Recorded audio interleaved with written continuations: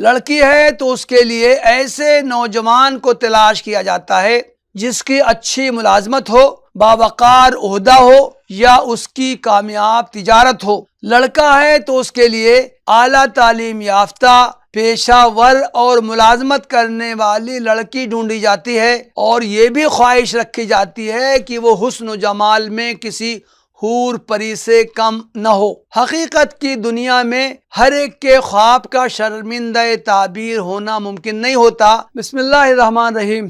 بہت سے خاندانوں سے مل کر سماج وجود میں آتا ہے، اور خاندان کی تشکیل نکاح کے ذریعے ہوتی ہے۔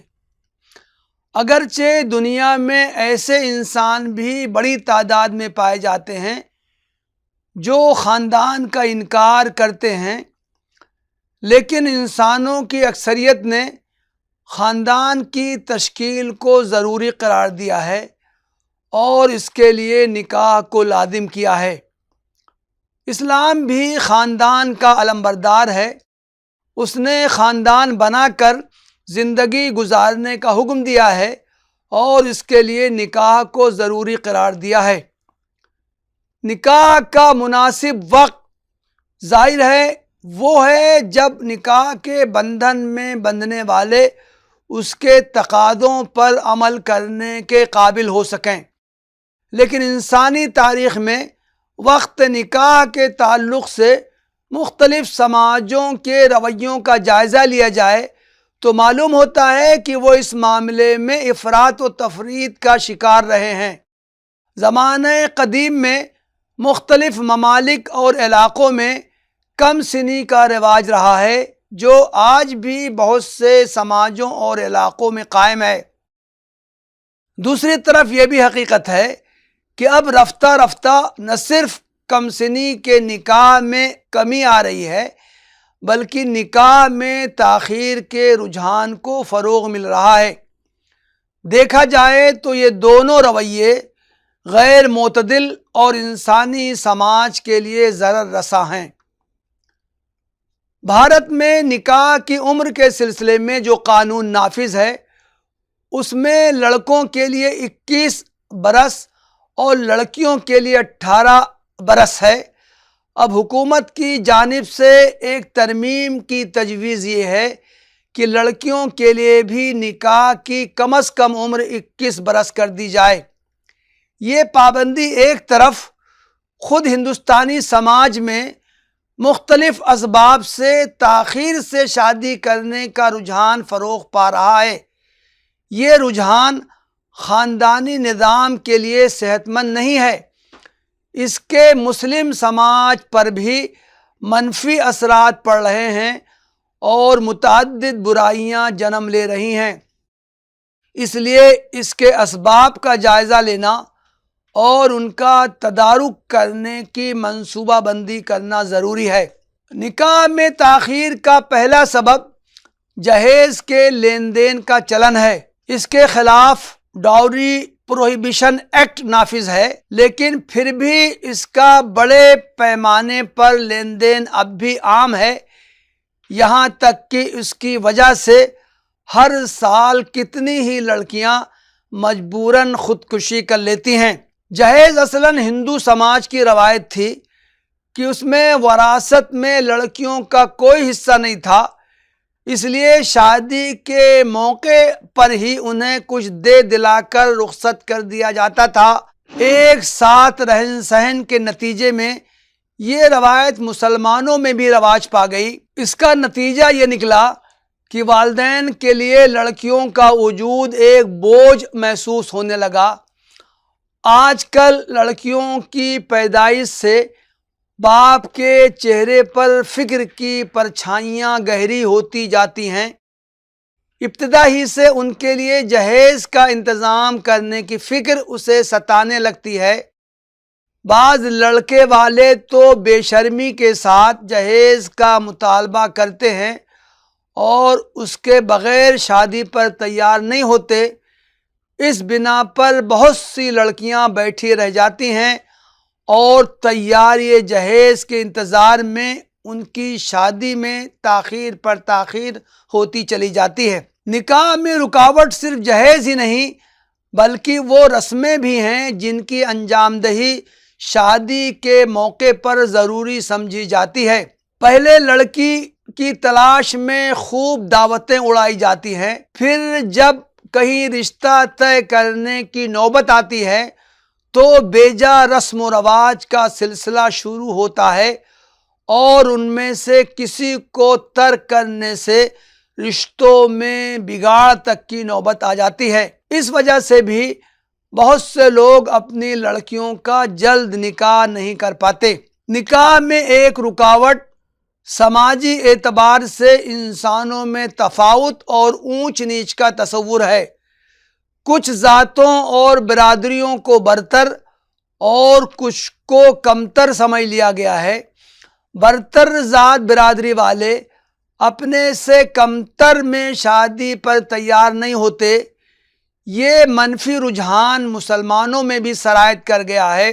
لڑکی کے نکاح میں تاخیر ہو یا وہ بیٹھی رہ جائے یہ تو گوارا کر لیا جاتا ہے، لیکن دوسری برادری میں جس کی سماجی حیثیت کمتر ہو اس کا نکاح کر دینے پر آمادگی نہیں ہوتی۔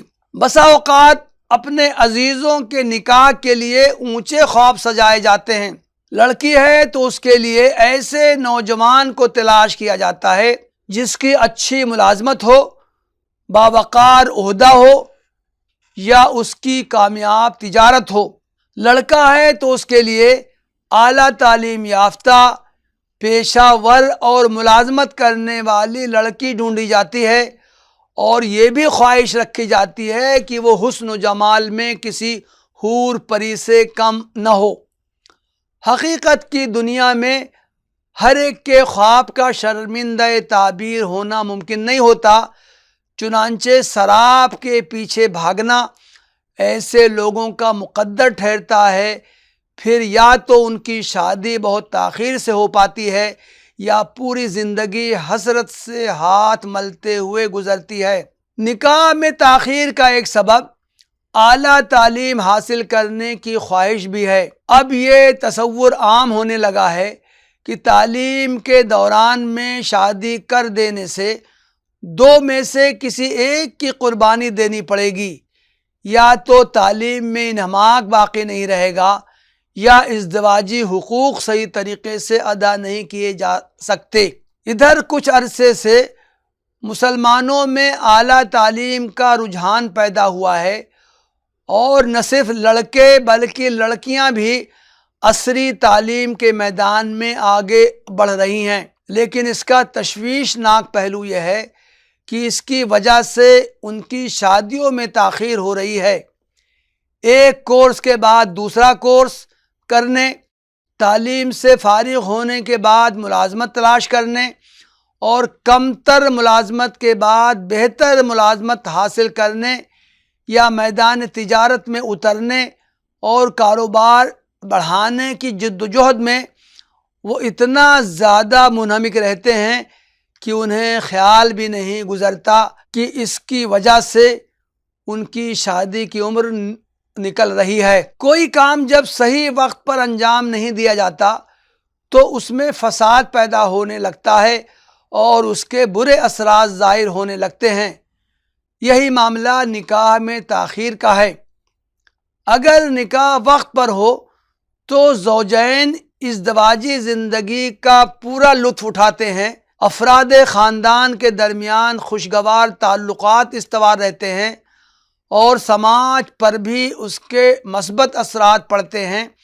لیکن اگر نکاح میں تاخیر ایک سماجی رویہ بننے لگے تو اس کے منفی اثرات متعدی ہونے لگتے ہیں اور متعدد برائیاں سماج کو اپنی لپیٹ میں لے لیتی ہیں۔ مثلاً اس صورتحال میں بہکنے، بے راہ روی کا شکار ہونے اور بدکاری میں مبتلا ہونے کا زیادہ امکان رہتا ہے۔ لیو ان ریلیشن شپ یعنی بغیر نکاح کے ساتھ رہنے کا رجحان بڑھتا ہے۔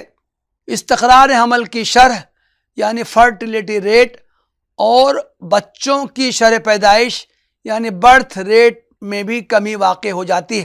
اسلامی نقطہ نظر سے لڑکے یا لڑکی کے نکاح کا بہترین وقت وہ ہے جب وہ بالغ ہو جائیں اور نکاح کی ذمہ داریاں ادا کرنے کے قابل ہو جائیں۔ رسول اللہ صلی اللہ علیہ وسلم نے نوجوانوں کو مخاطب کر کے ارشاد فرمایا ہے، اے نوجوانوں کے گروہ، تم میں سے جو نکاح کی ذمہ داری اٹھا سکتا ہو اسے ضرور نکاح کر لینا چاہیے، اس لیے کہ وہ نکاح کو پست اور شرمگاہ کو محفوظ رکھنے کا مؤثر ذریعہ ہے۔ یہ حدیث صحیح بخاری اور صحیح مسلم میں آئی۔ اسلام نے نکاح کی کوئی حد یا عمر متعین نہیں کی ہے، اس لیے کہ نوجوان لڑکوں، لڑکیوں اور ان کے سرپرستوں کے حالات اور ضروریات مختلف ہو سکتی ہیں، لیکن وہ چاہتا ہے کہ بلوغت کے بعد غیر ضروری تاخیر نہ کی جائے اور جتنی جلد ممکن ہو اس فریضے سے سبکدوشی حاصل کر لی جائے۔ اگر وقت پر نکاح کو رواج دینا ہے اور تاخیر کے اسباب کا ازالہ کرنا ہے تو اس کے لیے کچھ تدابیر اختیار کرنی ہوں گی۔ پہلی تدبیر یہ ہو سکتی ہے کہ سادگی سے تقریب نکاح کی انجام دہی کو رواج دیا جائے۔ مال و دولت کی فراوانی انسان کو نام و نمود کی خاطر فضول خرچی کی طرف مائل کر دیتی ہے، خاص طور سے وہ نکاح کے موقع پر خوب لٹاتا ہے جس سے اس کے نفس کو تسکین ملتی ہے۔ اسلام کی تعلیم یہ ہے کہ مال خرچ کرنے کے معاملے میں آدمی میانہ روی اختیار کرے۔ اسلام میں نکاح کو بہت سادگی سے انجام دینے کی تلقین کی گئی ہے۔ اللہ کے رسول صلی اللہ علیہ وسلم کا ارشاد ہے، سب سے زیادہ بابرکت نکاح وہ ہے جس کے مصارف کم سے کم ہوں۔ یہ مسند احمد میں یہ حدیث آئی۔ اسلام میں نکاح کے انعقاد کو بہت آسان بنایا گیا ہے۔ دو گواہوں کی موجودگی میں ایجاب و قبول سے نکاح ہو جاتا ہے۔ مہر کو لازم کیا گیا ہے لیکن بہت زیادہ مہر طے کرنے کو پسند نہیں کیا گیا ہے۔ نکاح کے بعد ولیمہ کو مسنون قرار دیا گیا ہے لیکن اس میں فضول خرچی اور نام و نمود سے منع کیا گیا ہے۔ دوسری تدبیر یہ ہو سکتی ہے کہ برادری واد کا خاتمہ کیا جائے۔